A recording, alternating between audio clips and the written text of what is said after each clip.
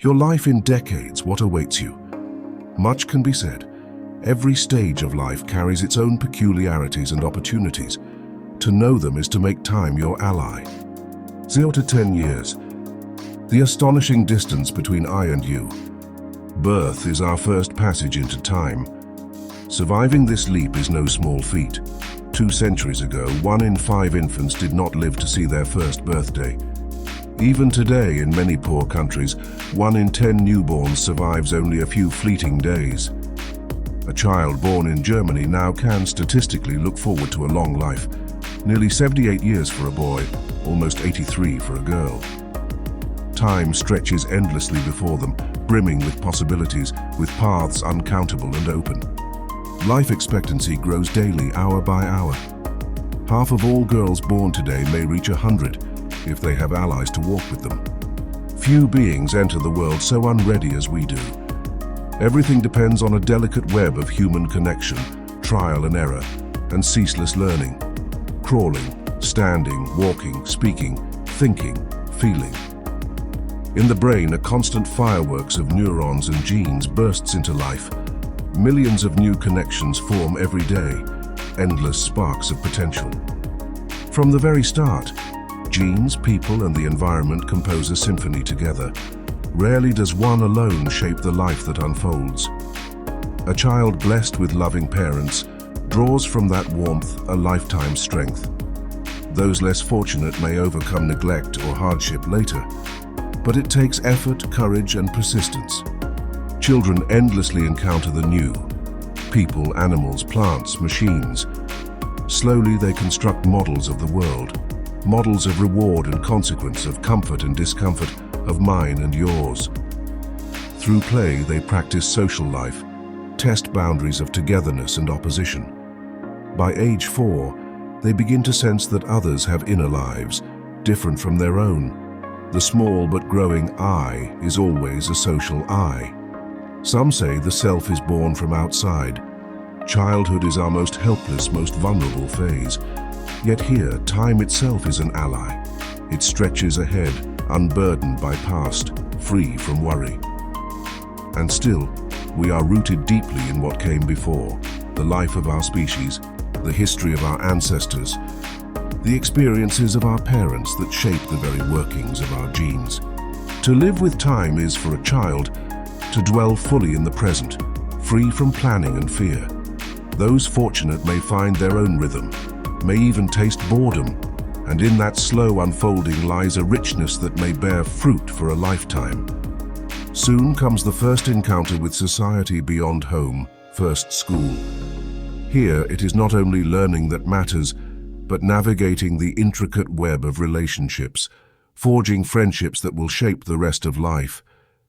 First, passions awaken, sometimes football, sometimes painting, sometimes a quiet love for something wholly one's own. They offer children space to discover themselves, to carve a path apart from others' expectations, a path with no fixed destination.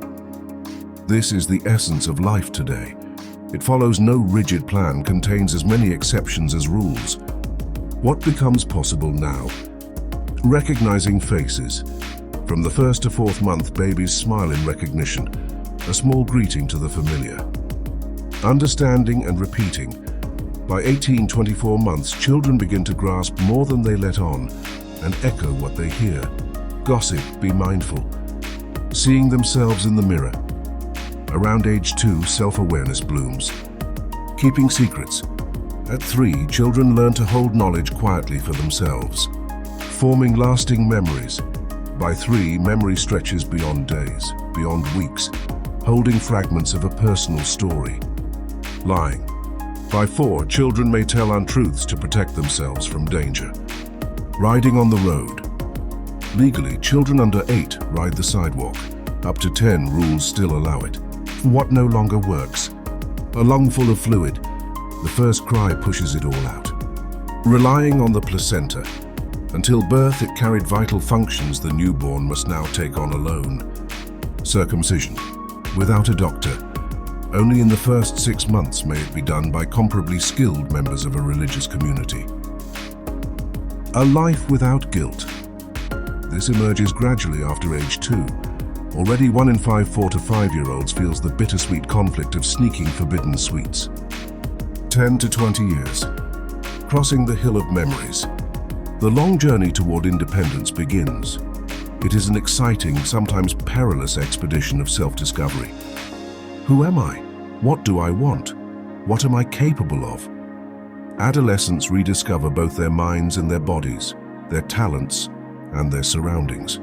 They come to realize that the world could be different from the way it has been presented to them. It is a time to experience and shape oneself, to set boundaries with parents and other authorities, to experiment, measure one's strength, test limits, and explore how far they can be stretched.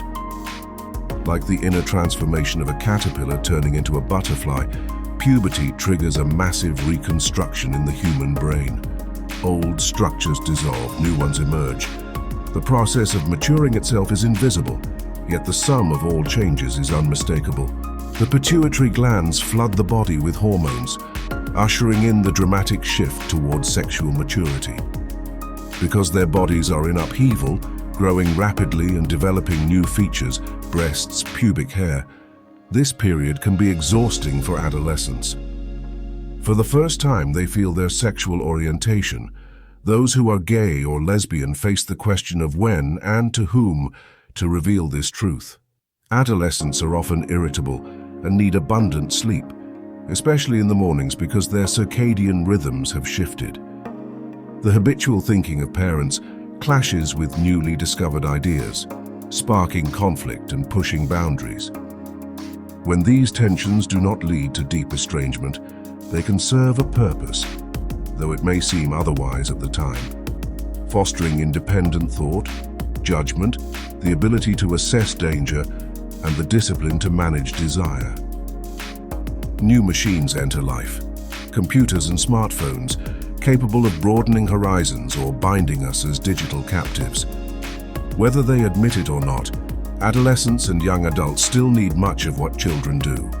Closeness, love, attention, just on their own terms. Girls wrestle with relationships within their peer groups. Boys often vie for status within a circle. From these social webs, individuals emerge. The first girlfriend, the first boyfriend. Physical intimacy, perhaps even sexual experience, opens the door to adulthood. By age 17, around 2/3 of German teenagers have had sex.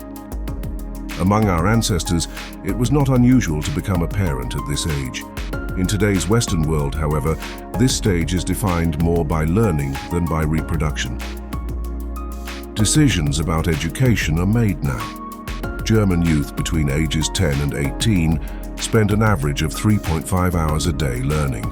Between 25 and 45, the average drops to 19 minutes. While the old dogma that only adolescents can truly learn new things no longer holds, it remains true that the knowledge and study habits formed during this period can shape the rest of life.